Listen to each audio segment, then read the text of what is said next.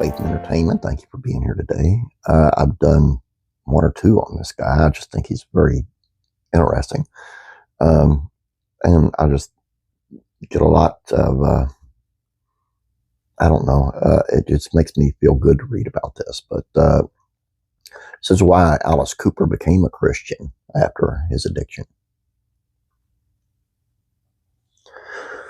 Rock and roll legend Alice Cooper explained how his relationship with God became the most important thing in his life after years of pursuing things of this world. I knew deep down inside of me that the relationship with God was absolutely in the bottom drawer when it should have been in the top drawer, Cooper told TBN. That ate away at me and ate away at me and ate away at me to the point where finally I had to get off the fence and say, I'm not going to just kind of be a guy that likes God.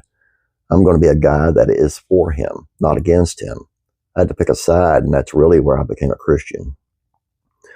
Though Alice Cooper made his decision later in life, he realizes that God at work all the time. When he found fame through rock and roll, he was met with an emptiness inside that led him to develop alcohol and cocaine addictions. At the same time, his marriage was on the brink because his wife was not willing to stay with an addict. I flushed the cocaine down the toilet, went to bed for 3 days, and I woke up and I called her. I said, it's done. He told Greg Laurie in 2021. She goes, right, you have to prove it. That was the beginning of our relationship coming back. One of the deals was we started going to church, Cooper continued. I was a poster boy for everything wrong, and then when I got sober and came back to the church, I realized that's where I belong. Not only has the Lord helped restore Cooper's family life, but he had protected Cooper from falling back into his old habits by keeping him from craving drugs or alcohol. I never went to AA. Everyone said, oh, you have such great willpower. I said, no, God has great willpower. He took it from me. My dad was a pastor. My granddad was a pastor. My wife's dad was a pastor. That's a strong prayer for me, Cooper said. Even the doctor said this is an absolute miracle. I said, why? They said, well, you should be hiding bottles all over the house and you should be sneaking drugs. And I said, I have absolutely no desire to do that at all. Cooper's story is a testament to the fact that the Lord is never done working on people. He can transform those who seem furthest from him and help them find a new life centered on truth rather than the follies of this world.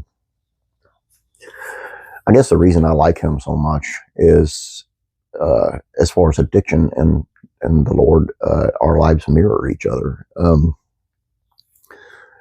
It sounds word for word exactly what I went through when I quit when I was a raging alcoholic for a lot of years. And in 1996, decided to quit drinking. And I can honestly say I never prayed to God to help me quit drinking. I don't remember if I did, but a lot of family members and a lot of friends did. And when I decided to quit drinking that day, I was going through alcohol poisoning.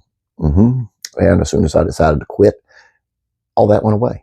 All the cravings went away, everything. I was in a bar 3 days later drinking a Pepsi. Haven't drank a drop in since 1996, January 29th.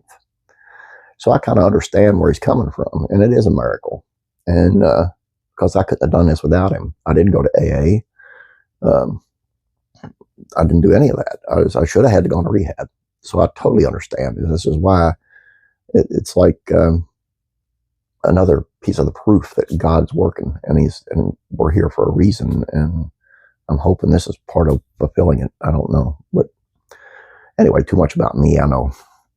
Please subscribe if you have not yet. Please like this video. I'd appreciate it. You guys have a great day. God bless you. I'm praying for you.